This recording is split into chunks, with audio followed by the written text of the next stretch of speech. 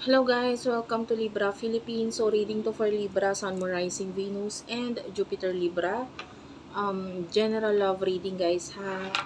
Hindi ito magre-relate sa lahat kasi normal yun. Hindi ko naman talaga makukulat ng energy ng Libra sa mundo. At saka ako nga po pala hingi na pasensya sa inyo kung hindi maganda yung aking lightning, lighting at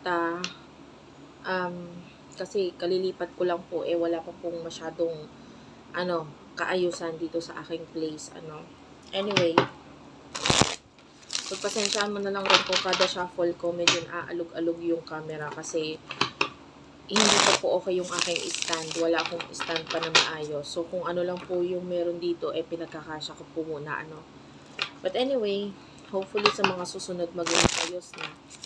This is for the sign of Libra. Kung may mga maririnig kang ingay sa paligid ko, terminal po ng tricycle yung tabi po namin. So, medyo maingay po talaga. Ang importante pa rin naman po ay ang reading. So, start na po natin. This is for the sign of Libra. Sun, Moon, Rising, Venus, Jupiter, Libra. Love reading. Kunin muna natin yung main energy mo. You do have your 9 of Cups, 10 of Cups, 3 of Wands. Yung iba sa inyo, pwedeng meron ka mga plano ngayon. Could be anything Plano regarding career, pwede rin namang plano regarding family. The 10 of Cups is here. This is showing as a very nice card actually dahil maaring ikaw ay galing sa isang maayos na pamilya. Pwedeng may kaya, ganyan. Or ikaw or ito, maybe sa family ninyo ay okay ka na, nakikita ka nila as someone na parang karespe-respeto kasi ang dami mong na-achieve sa buhay, etc. And I feel like you're thinking about some kind of growth or expansion. Parang ganon. 7 of Pentacles, you're thinking about money. I feel like the Death card is here, some kind of celebration.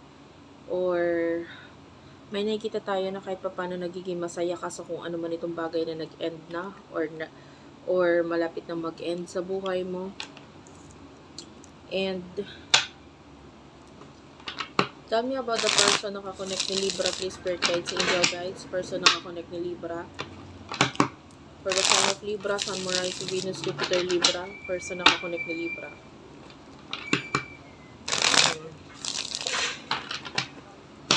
Person na nakakonect ni Libra. Okay, thank you, Spirit Guides, Angel Guides. Person na nakakonect ni Libra. Okay, yung person na nakakonect mo is the 9 of Pentacles, Taurus, Virgo, Capricorn. Pareho kayo ng energy, guys. Pareho kayo ng energy. Like, maybe you're dealing with someone na successful din katulad mo. Pwedeng meron din siya mga accomplishment. This person is the King of Cups. Maraming emotions itong person na ito The Queen of Wands is here. I'm seeing a person here na pwedeng could be an advisor or someone na nag-a-advise regarding money or someone, maybe a good friend, especially pag ang usapan ay pera, career, etc. Itong person na ito, ang sarap niyang kausap kasi maybe may mga natututunan ka, may mga nakukuha kang advice, lesson mula sa taong ito.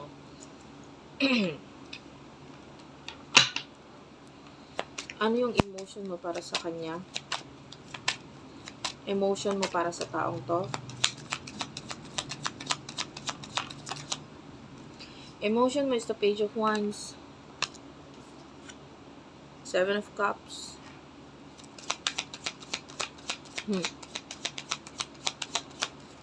I feel like kung ano man yung mga nagiging emosyon mo, sinasabi mo sa kanya. So maybe this person is a friend.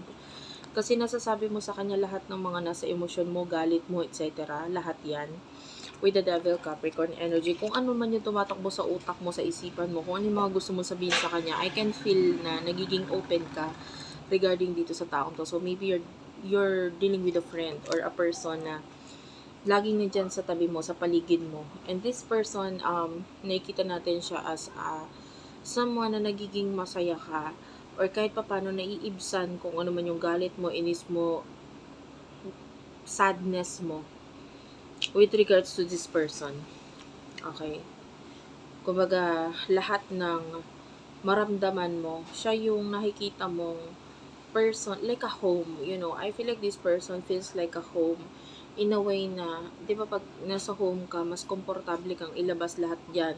Emotions mo pag galit ka, di ba? Maybe yung home, pag sinabi nating home, hindi naman necessarily yung bahay talaga, maybe a room or a place na nararamdaman mo na ito yung ang sarap ilabas dito yung kumbaga kung ako'y malungkot, kung ako'y galit dito ko sa place na to ilalabas lahat ng yon. And this person feels like a home para sa'yo, na parang siya yung gusto mong paglabasan ng kung ano mang problema, lungkot na nararamdaman mo. And also at the same time, nakikita natin na parang naiibsan kahit papano kung ano man yung mga nararamdaman mo dahil sa tulong niya. Okay? Yung iba sa inyo, you could be in a relationship, 2 of Cups. Kung hindi pa kayo magkarelasyon, hindi ko alam kung bakit. But anyway, there's a lot of love between the 2 of you. Pagtutulungan, pagmamahalan. And I feel like, kaya nga questionable kung hindi pa kayo magkarelasyon or magkasama ngayon. Bakit? Napaka-komportable mo dito sa taong to. Ano namang emosyon niya para sa'yo?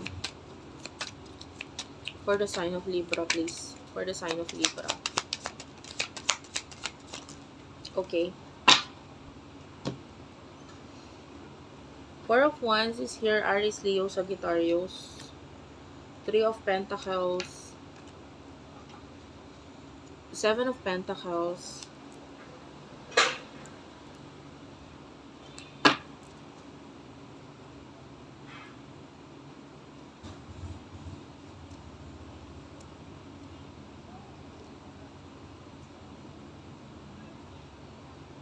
Some of you pwedeng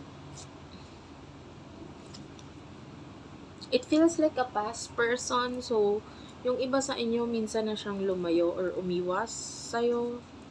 Pero ayaw niya nang gawin yun ngayon. I feel like itong person na ito is nag-iisip na siya ng paano mag-grow yung sa inyo.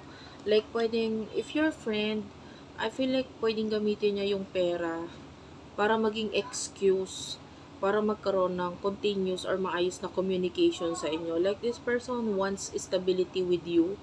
Gusto niya ng stability. So, sabi ko nga, kung hindi pa kayo magkarelasyon, itong person na ito, pwedeng, kung ano mang dahilan, kung bakit hindi pwedeng mangyari yung relationship na yun, gagawa siya ng paraan, or magkakaroon ng paraan para magkaroon ng, alam mo yun, para maging okay yung communication natin. Kumbaga, pwedeng, maybe business partner or something ganun. Parang yun na yung iniisip nito person na to, especially the 7 of Pentacles is here. This is money. This is person thinking about his or her finances. Kung paano palalaguin. Or paano, some of you, this person, gusto niya nang matapos kung ano man itong, if you're friends, gusto niya nang matapos yung friendship na yan, the 3 of Cups. Gusto niya nang matapos yung friendship na yan. And kung may hindi nga maayos na connection or communication, gusto niya nang matapos yung hindi maayos na connection or communication na yon. So, this person is thinking na parang kailangan ayusin natin to. Itong communication. It is starting from the communication. Kailangan ayusin natin yung communication natin. And then, this person, what is the emotion here? Medyo hindi naging clear sa akin yung emotion niya kasi mas nakikita natin yung kagustuhan niya na magkaroon ng maayos or stable na pag-uusap or partnership sa inyong dalawa. So, kung may relasyon na kayo, pwedeng gusto niya maging mas matibay yung foundation, yung lalo na pagdating sa usaping pera. The Magician is here. That's why.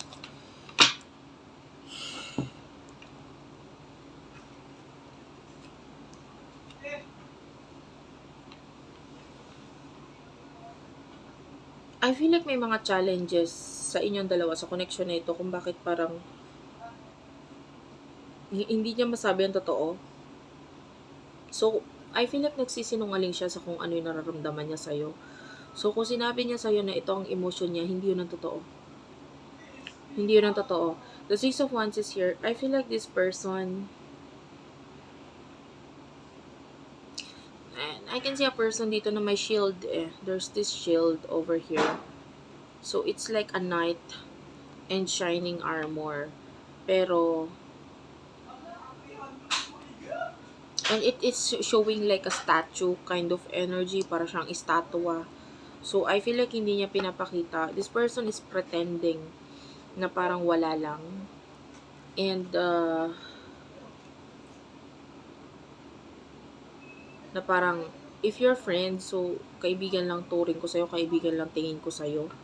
But, what is the truth about this person's emotion? Anong totoo sa emosyon nitong taong to?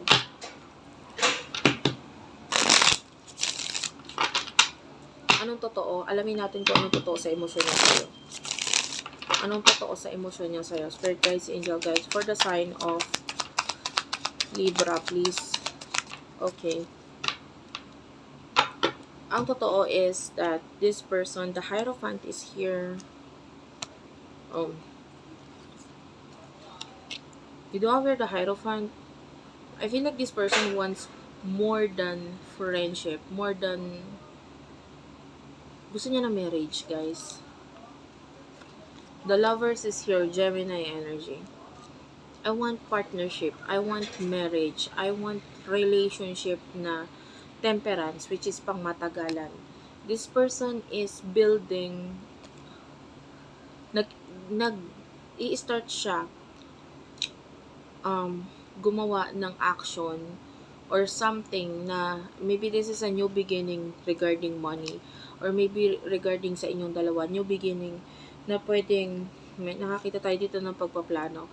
This person wants to be happy, the Sun, gusto niya maging masaya. And nagpaplano siya ng mga bagay na makakapagpasaya sa kanya na may kinalaman sa'yo. And you can see Virgo here. Tell me about the future sa inyong dalawa.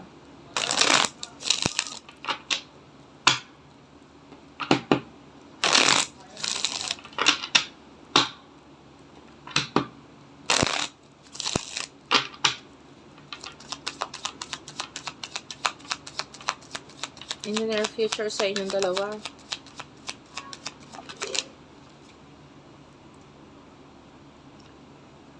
You do have here the King of Wands, Five of Wands. I feel like itatry mong lumayo or umiwas dito sa taong to. The Five of Swords is here. Isa ka din sa I feel like you will end the connection or whatever sa inyong dalawa nitong taong ito because you are focusing dito sa mga nasa isip mo, which is may kinalaman yan sa mga bagay na babaguhin mo or may kinalaman sa pagbabago. You're focusing on this, and might be nakikita mo itong person na hindi siya ganun ka-invested dito sa connection ninyo or sa'yo, hindi siya ganun nag-i-invest ng time, etc. So, this would be like the biggest turn off para sa'yo kasi maaring ikaw willing kang ibigay lahat, time, effort, etc. Tapos ayaw mo nang mag-expect, at saka yun na rin naman na nakikita mo dito sa person na ito, and that would lead for you na parang umiwas or lumayo, and mag-create na lang ng big change para sa sarili mo. I don't feel like ibibigay mo yung offers or kung ano man yung mga meron ka dito sa taong to, especially kung hindi mo nakikita sa kanya na gusto niya talagang tumulong or what. Kasi parang ayaw mo nang i-push ang sarili mo or ipilit ang sarili mo sa taong sabihin na natin nagpapakita na parang ayaw naman sa'yo. And that is what you are feeling here. Kasi ayaw naman niya sa akin eh. Bakit ko pipilit ang sarili ko sa kanya? That's your energy. By the way, maingay talaga sa paligid ko. Sorry ha guys. Pagpasensyahan mo na lang yun. Terminal po ng tricycle yung katabi ko.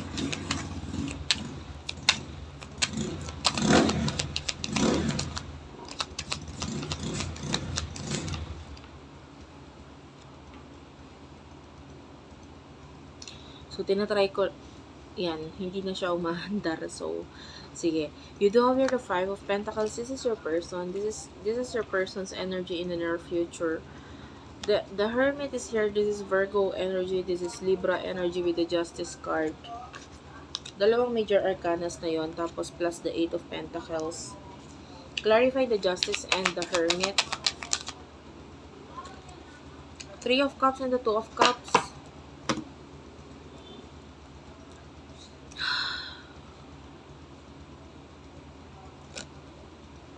I feel like this person, hindi siya nagiging honest sa'yo. Like, hindi siya nagiging honest kung ano talagang gusto niya mangyari. Gusto niya talaga ng more than friends.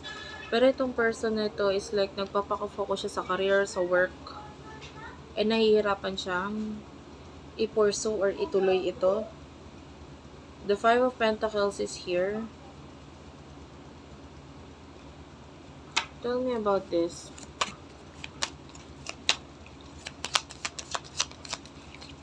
So, in the near future, you do have here the Knight of Pentacles. Napakabagal ng person nito. Sa totoo lang, the Knight of Pentacles is napakabagal na knight. Sa lahat ng knight, napakabagal yan. Followed by the Knight of Cups. Pero, dito itong Knight of Pentacles, napakabagal ng energy ng person nito. So, with the Page of Pentacles, nakikita natin yung kagustuhan ng person nito. But with the Ace of Wands, lagi siyang new beginning, new beginning. Ang hirap niya dahil, like, nakita tayo ng new beginning sa inyong dalawa, pero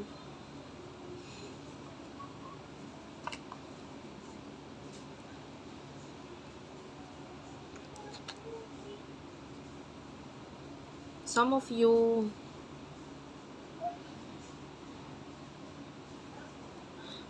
I feel like there's something na nagiging sagabal sa connection ninyo. So, ito yung nagiging dahilan para dito sa person na ito na hindi niya maituloy. Lagi na lang nagkakaroon ng new beginning, then after no, nawawala na naman si new beginning sa inyong dalawa. Parang hindi siya nagtutuloy. It's like, nagkakaroon ng connection or communication, tas after nun, wala na naman, tas meron na naman, tas wala na naman. So, medyo nagiging mahirap. Especially, may nakikita tayo ditong nag-i-interfere or nagiging sagabal dito sa connection ninyong dalawa. So, honestly, itong person na ito, nakakita tayo ng parang napakabagal na energy sa kanya. So, what I will advise here is that huwag ka muna mag-expect sa kanya. Like, yeah, maybe this is a friend na kailangan mo pag nandyan siya, pero pag di mo na siya kailangan, wala ka rin maririnig mula sa kanya. So, yeah. Napaka kasi niya, wishy-washy. You know what I mean?